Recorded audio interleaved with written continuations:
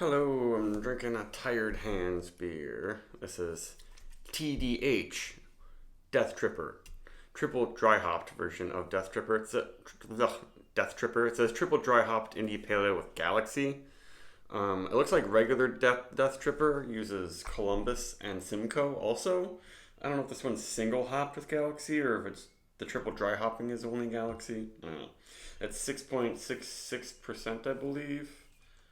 Yeah, it doesn't say it on the can, but it says it on Untapped. And it's a little bit over a month old.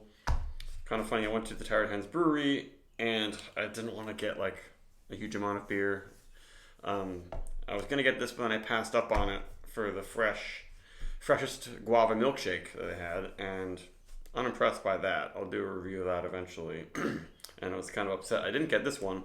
But then I saw a liquor store, like, I've only seen it at this one liquor store, just like a random case stacked in the fridge, and I think it was cheaper than the price of the brewery. I don't know.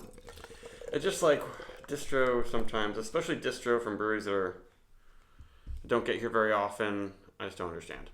But there you go. So this one is triple dry hop, so it's super hazy, very pale, milky, kind of the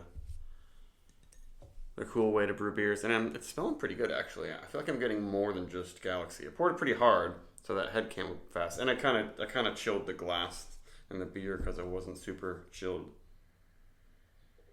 But that smells pretty good. And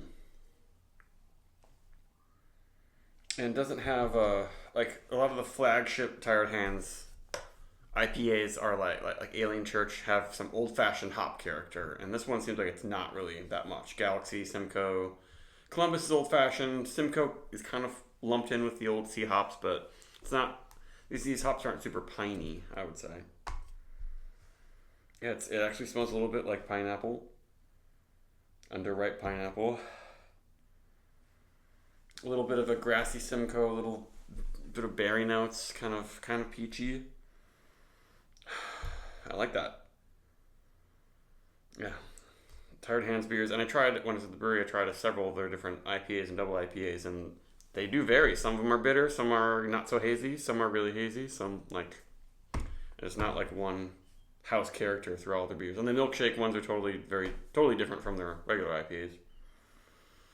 There's sort of a lemon lime thing going on that I like in here.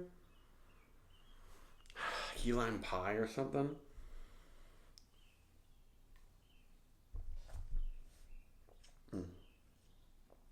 Yeah, there's some earthy, spicy, dirty, incensey stuff going on, and the flavor though for sure. I think that's what some people's gripes with Galaxy these days is that it has this kind of just earthy, leafy type thing going on. It's not like oxidized. Like this beer probably spent most of its life in the fridge, and it's a little over a month. It should be in fine shape. It's looking actually decent. It's just like the dank resiny quality of Galaxy is not super clean anymore or something.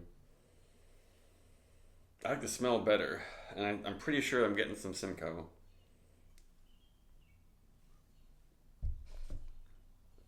Pretty big body. I was afraid of the triple dry hopping and all the haze that it would have a throat burn that might build up a bit.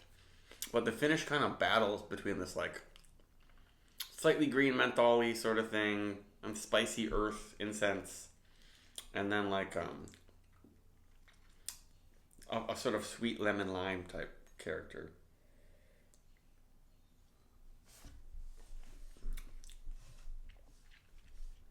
Yeah,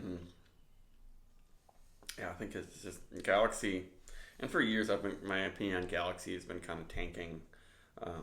Maybe it's a part subjective. Yeah, I'd be interested to learn from like people in the hop industry and hop growers if they think that their Galaxy has changed, in the past 5 years, maybe even going 10. Obviously, in 10 years, one crop is going to change. I think this is a pretty well made beer. I'm for some reason the incensey thing isn't in the aroma. Excuse me, at least not very much.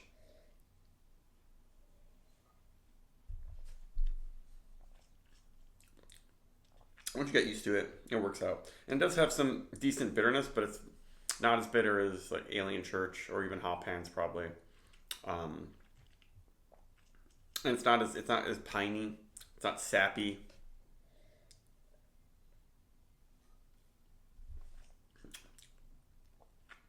But despite some of that earthy incense stuff I don't like, it's quite drinkable and pretty good. So like 4.2.